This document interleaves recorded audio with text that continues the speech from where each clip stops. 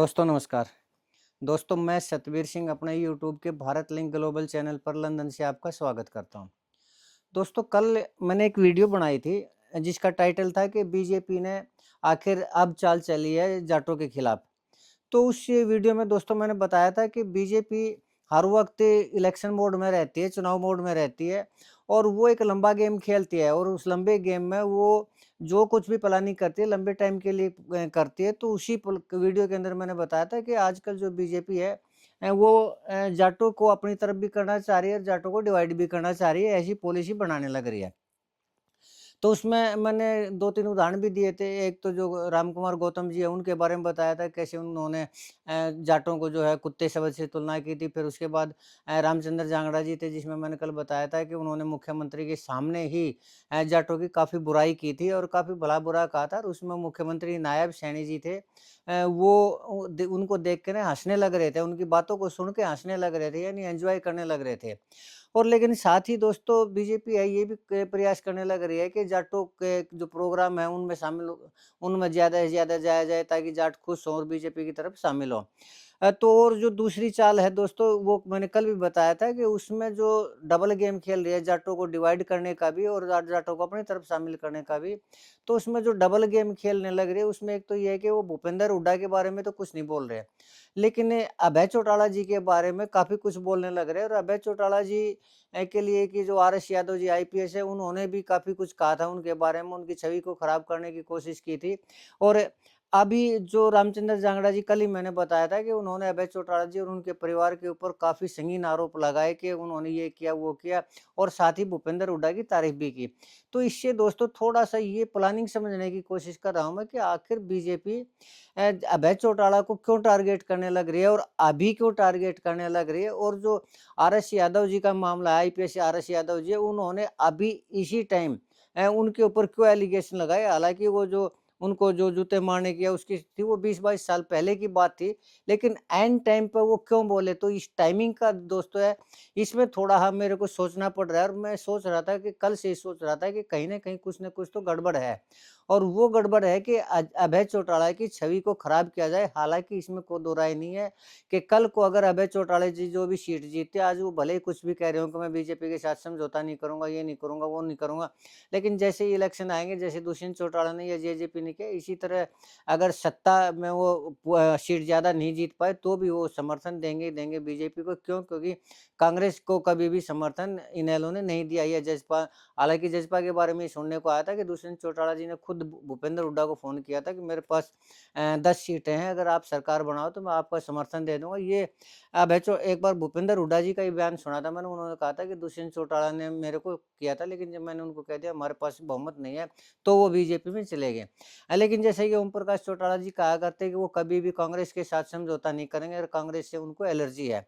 और यही बात अभी अब अभय चौटाला जी तो कहने लग रहे हैं, लेकिन पिछले चुनाव में अभय चौटाला जी ने जैसे उसके साथ बीजेपी के साथ मिलकर ना अपनी सीटों में हेर-फेर की, सीटों में टिकट वितरण का दोबारा से वो किया, तो लोगों ने कहा भी था कि ये बीजेपी को समर्थन देंगे और इसीलिए शायद अभय चौटाला जी सीट नहीं जीत पाए। क्यों? क्योंकि नाराज़गी थी बीजेपी से। खैर दोस्तों, लेकिन अब हम आते हैं अपने मेन मुद्दे के ऊपर और ये जो मेन मुद्दा है टाइमिंग का है कि अभय चौटाला को घेरने की कोशिश क्यों जा रही है और क्यों की जा रही है और उसमें आरएस यादव ने जो आरोप लगाए हैं, उन आरोपों के अंदर कितना दम है, कितना नहीं है, आज हम डिस्कस करेंगे इस चीज़ की।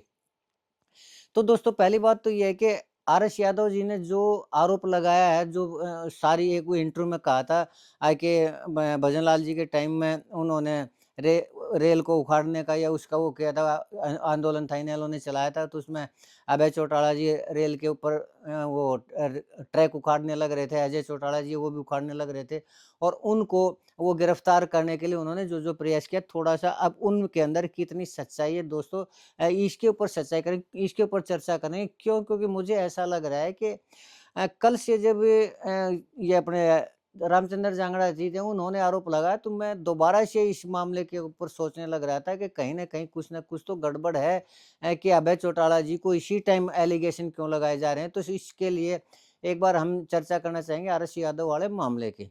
तो दोस्तों आरएस यादव जी ने ये कहा कि उनको गिरफ्तार करने के लिए वो जब उनको चले वो वहाँ गए रेलवे ट्रैक के ऊपर गए तो वहाँ से अभय चौटाला जी भाग गए थे। पहली बात तो ये कि अभय चौटाला जी मुझे नहीं लगता है कि अजय चौटाला जी सॉरी अजय चौटाला जी जो वो कह रहे हैं कि वो भाग गए और एक राजस्थान की तरफ वो एक वो गाँव फफड़ाना गाँव उन्होंने लिया था, उसमें एक डीएसपी हुआ करते, उस डीएसपी के घर जाके ना छुप गए। तो थोड़ा-सा इस मामले में जो उन्होंने की है, उसके बारे में सबसे पहले तो मैं चर्चा करना चाहूँगा कि अजय चौटाला को जो गिरफ्तार करने का मामला था, उसमें कहाँ झोल था और कहाँ मुझे झोल नज़र नहीं आया और कहाँ झोल नज़र आया।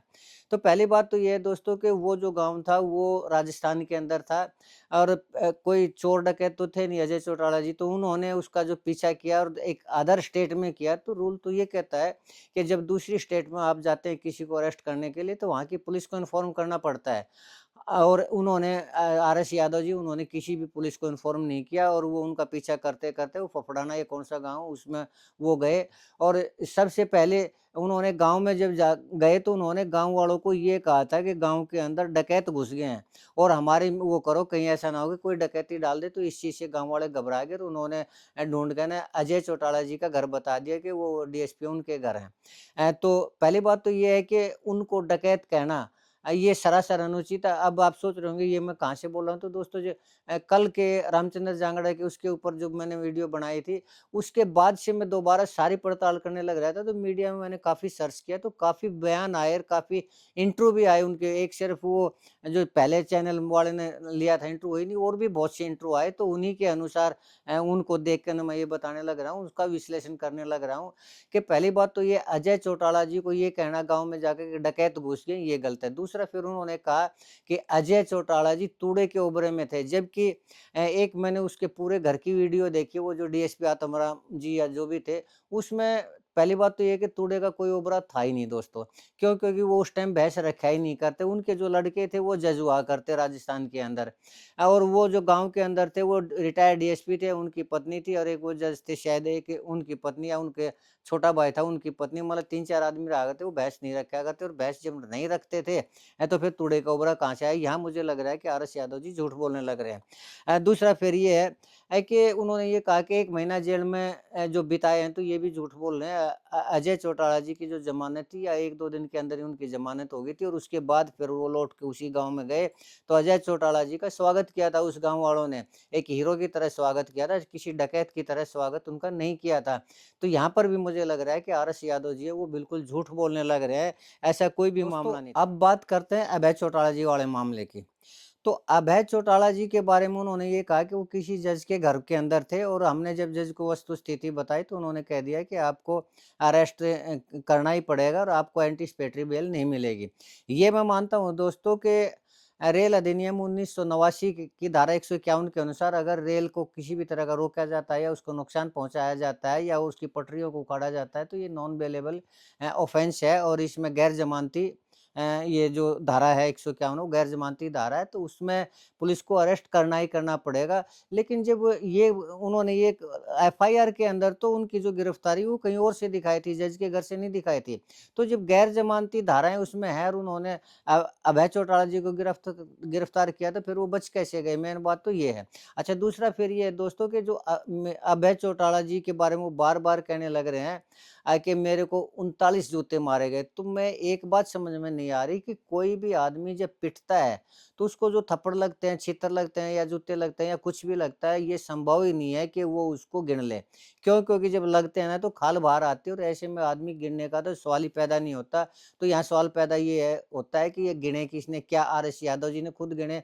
अगर आरएस यादव जी खुद गिनने लग रहे थे तो इसका तात्पर्य ये था कि वो ये सोच रहे होंगे कि भविष्य में मैंने इतने जूतों का बदला लेना है। तो अगर उन्होंने बदला लेना है तो फिर उन्होंने क्यों नहीं उसके ऊपर कोई कार्रवाई की? क्यों चुप बैठ गए वो?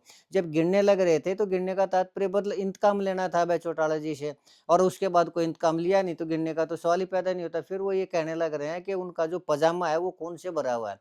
तो दोस्तों एक एसपी लेवल का आदमी जब ड्यूटी पे होता है तो क्या वो पजामा पहनता है? ये उसकी बात है, मतलब सोचने वाली बात है। दूसरा फिर ये है कि पजामा आदमी पहनता है रात को, तो उन्होंने अपने इंटरव्यू में ये कहीं पर भी नहीं किया कि मुझे रात को उठाया गया। तो रात को नहीं उठाया गया तो दिन में उठाया गया, और दिन में ड्यूटी होती तो कौन एसपी है जो पजामा पहन के ड्यूटी पे जाता है, और वो ये कह रहे हैं कि मेरा पजामा खून से लथपथ है। तो ये पॉइंट भी मैं कई दिन से सोच रहा था कि पजामे वाली तो थ्योरी ही गलत है, कि वो पजामा पहन रहे थे और उनका पजामा फट गया, और खून आ गया उसके अंदर, और वो आज तक वो 20 साल 22 साल से उस पजामे को रखने लग रहे थे। ऐसी यादों को कौन रखता है? क्या वो बार-बार उसको कह के रोना चाह रहे थे या दुःख मनाना चाह रहे थे? अगर ऐसी बात थी तो फिर उनको वो दुःख अगर होता तो वो इंतकाम लेते। अगर वो आखिर आईपीएस है, आईपीएस की एक एसोसिएशन होती है, बहुत ही पावरफुल एसोसिएशन होती है।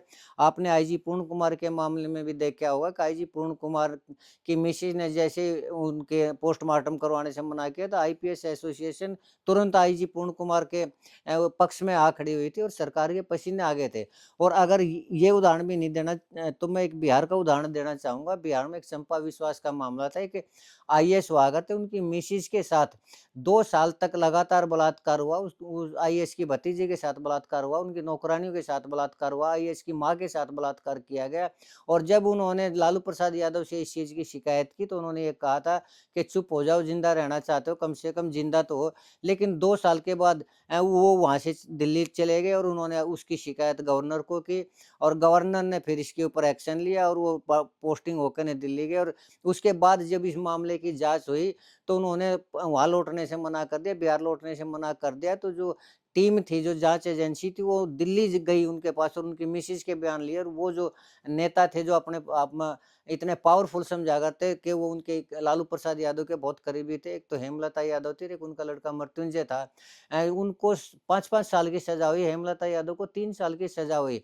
तो जिस आदमी को लोगों के बीच में 39 जूते मारे गए हों और वो फिर भी वहीं का वहीं है, तो दोस्तों इस मामले में कुछ न कुछ तो गड़बड़ लग रही है। दूसरा फिर ये है कि हो सकता है उन्होंने अभय चौटाला के साथ ऐसा व्यवहार किया हो जो असहनीय हो। क्यों? क्योंकि बहुत सी ऐसी आईएएस, आईपीएस है जो मुख्यमंत्री के कहने से कुछ भी करने को तैयार रहते हैं, तो उन्होंने भी शायद कुछ न कुछ ऐसा किया होगा। लेकिन कुल मिला के दोस्तों मामला ये ज़रूर लग रहा है कि ये संदिग्ध मामला है। आरएस यादव जो ठीक है, हो सकता है उनकी कुछ पिटाई की होगी, लेकिन इतना ज़्यादा वो जो बताने लग रहे हैं, इतना ज़्यादा इसमें कुछ तो ऐसे सवाल हैं जिन पर बिल्कुल भी भरोसा नहीं किया जा सकता। अब दोस्तों बारी आती है इस चीज़ की कि आखिर ये टाइमिंग ही क्यों, कि उधर से आरएस यादव आरोप लगा रहे हैं, उधर से रामचंद्र जांगड़ा आरोप लगा रहे हैं, उधर से रामगोपाल गौतम करने लग रहे हैं, और अभय चौटाला को टारगेट करने लग रहे हैं, भूपेंद्र हुड्डा की तारीफ करने लग रहे हैं। तो पहली बात तो ये है कि अभी क्यों? तो अभी का मतलब ये है दोस्तों कि अभी इनेलो में एक्टिव हुए हैं अभय चौटाला जी, और जैसे ही एक्टिव हुए हैं उनका कद बढ़ता जा रहा है, लोग ज्वाइनिंग करते जा रहे हैं। दूसरी पार्टियों के जो पुराने नेता थे, जो उनके पिताजी के सहयोगी थे या उनके सहयोगी थे, या इनेलो में थे, वो वापस लौटने लग रहे थे। इससे इनेलो का जो ग्राफ है वो बढ़ता जा रहा है, और उसमें ऐसा लग रहा है कि आने वाले टाइम में कहीं अभय चौटाला जी हैं वो किंग मेकर ना बन जाए, जैसा कि मैंने कल भी कहा था। और अगर वो किंग मेकर बनने हैं तो ये परिस्थितियाँ बीजेपी के लिए ही नुकसानदायक हो सकती है। क्यों? क्योंकि अगर सीटों में कुछ कमी पेशी होगी तो वो सहयोग उनका लेंगे ही लेंगे, और अभय चौटाला जी आज चाहे कितना ही मना कर लें, वो बीजेपी को समर्थन देंगे ही देंगे। तो यहाँ बीजेपी जो है अभय चौटाला का समर्थन भी चाहती है, और अभय चौटाला जी के पर भी कतरना चाह रही है, उनका कद भी घटाना चाह रही है, उनको बदनाम भी करना चाह रही है। ये बीजेपी की चाल है। और उधर से भूपेंद्र हुड्डा की तारीफ इसलिए कर रही है कि उनकी सीटें कुछ थोड़ी ही ज़्यादा आ जाएँ, तो वो बीजेपी के अनुसार वो अपनी, जैसे कि अभय चौटाला जी ने आरोप लगाया था कि उनके कहने से टिकट वितरण की गई या किया गया, तो वो उनको भी अपना सॉफ्ट टारगेट भूपेंद्र हुड्डा को मानते, भूपेंद्र हुड्डा जी से वो कोई किसी तरह का खतरा नहीं मानती। तो जो कद बढ़ने लग रहा है अभय चौटाला जी को, उसका खतरा मानने लग रही है। तो ये मुझे ऐसा लगता है कि बीजेपी का ये एक ऐसा खेल है कि जो जाटों को दो फाड़ भी करना चाह रही है, अभय चौटाला जी को डाउन भी करना चाह रही है, और अभय चौटाला जी का 2029 के इलेक्शन में सहयोग भी लेना चाह रही है, समर्थन भी लेना चाह रही है। तो मैंने कहा था कि बीजेपी है हर वक्त इलेक्शन मोड में रहती है और लंबा गेम खेलती है। लंबा गेम इसलिए कि अभी 4 साल हैं इलेक्शन में, और 4 साल तक वो धीरे-धीरे अपनी योजना को एग्ज़ीक्यूट करने लग रहे हैं, ताकि लोगों को एहसास भी ना हो और वो अपना खेल खेलती रहे। तो ये मामला मुझे लगता है दोस्तों कि ये अभय चौटाला जी की छवि को खराब करने का प्रयास किया जा रहा है, ताकि वो आगे ना बढ़ें। और जो आज जाट कम्युनिटी है वो उसके अभय चौटाला जी के साथ ना जुड़े। कुल मिला के यही गेम नज़र आता है दोस्तों। अब ये मेरा अपना विश्लेषण हो सकता है ये गलत हो, लेकिन आपका इस मामले में क्या कहना है ये आप अब कमेंट करके ज़रूर बताएँ। तो आज के लिए इतना ही दोस्तों। अगर आपको मेरा ये वीडियो पसंद आया तो मैं आपसे प्रार्थना करना चाहूँगा कि आप मेरे इस वीडियो को लाइक करें, शेयर करें, कमेंट करें दोस्तों, और मेरे वीडियो को हाइप ज़रूर करें। और चलते-चलते एक निवेदन ज़रूर करना चाहूँगा कि आप मेरे इस चैनल को सब्सक्राइब ज़रूर करें, ताकि मैं इसी तरह की जो भी निष्पक्ष है वो आपके सामने विवेचना लाता रहूँ। आपने मेरा वीडियो देखा इसके लिए आपका बहुत-बहुत धन्यवाद। नमस्कार, जय हिंद, जय भारत।